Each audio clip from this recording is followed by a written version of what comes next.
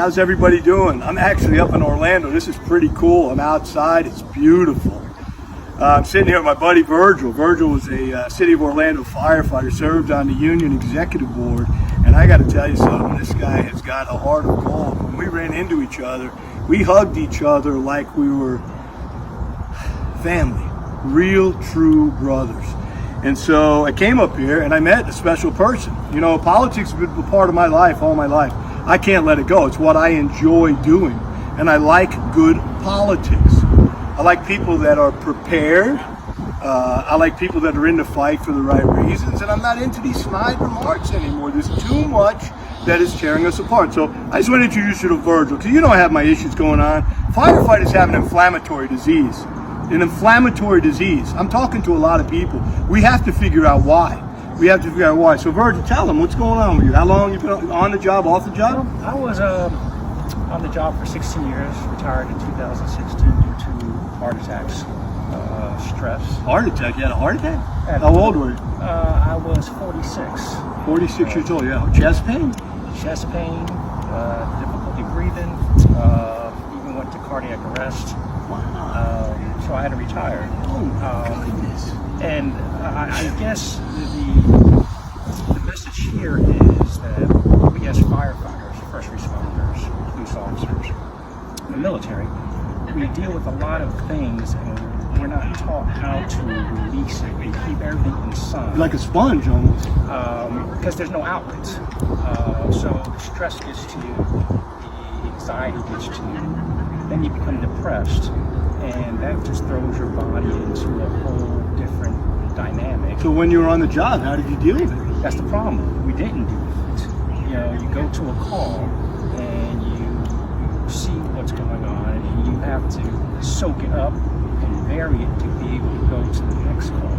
You can't be bringing each call to, other calls. So you tend to bury it, and before long, it's almost like that tea kettle, that teapot.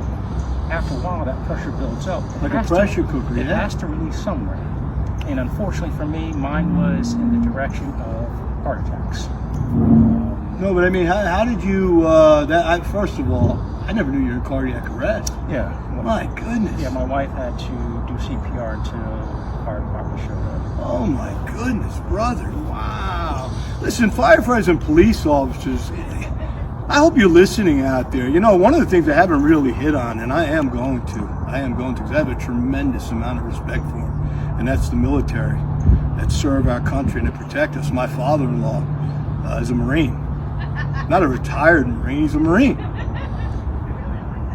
And I love him. He's a good man. He's got a good heart. I love people with good hearts.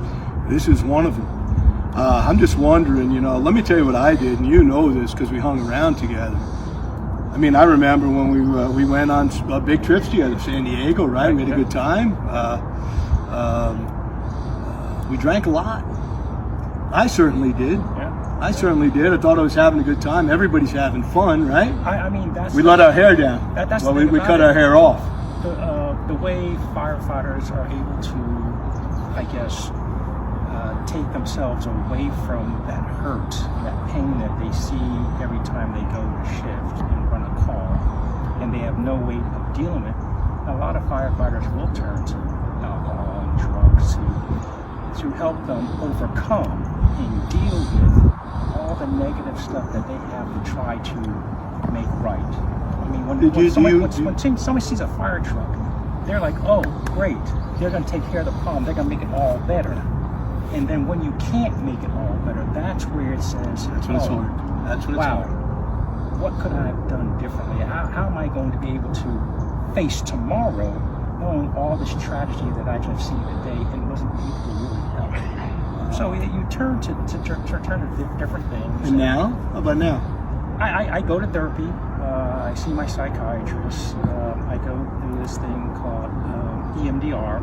It helps me to focus and face on those things that I keep buried, so I'm able to hopefully in the future have a normal way of living, not living in nightmares and flashbacks and with anxiety. I didn't even know about anything like that because I just can't shut my brain off at night. Yeah, that's the thing about it. You get up, you constantly can't. You like go from chair to chair to chair. You can't shut your brain off. And that, what I have found myself is, I never knew. Have you ever heard of clinical anxiety? Oh yeah. Oh yeah. I never knew. I never even heard of it. I am diagnosed with I that. was diagnosed as well. So it's more like you're super vigilant now. You're always on alert. Yes. You know, for me, every time I feel a chest pain, every time I feel ill, it's almost like, oh, am I going back to that place where I'm going to pass out, have a heart attack, and die? Well, like me, I know we talked earlier inside. You know, these videos get really long, but I got to tell you, I'm really enjoying myself, and I got to tell you why. We had a conversation inside earlier, and you know, we're cut from the same cloth, right? We are interchangeable. I'm him and he's me. There is no difference. There is no difference. And we both have inflammatory diseases, and it's not just us. It's going around across the country. That's why you see thousands of autoimmune conditions. And I want to know from the Biden administration and anybody else that's listening out there, sarcoidosis is an inflammatory disease, and there's thousands of others. Let's fix the inflammation so we could fix our firefighters, police officers, military, teachers, NICU nurses. I could go on and on and on and on. But I got to tell you, you know, that when we were talking inside, I said, I got to get a hug from this guy, man. So I'm going to get one right now, baby. I'm going to get one right now. Appreciate you, brother. I love you. You got a 145, All right, Love you. All right. Take care, everyone. Take care. Really good trip.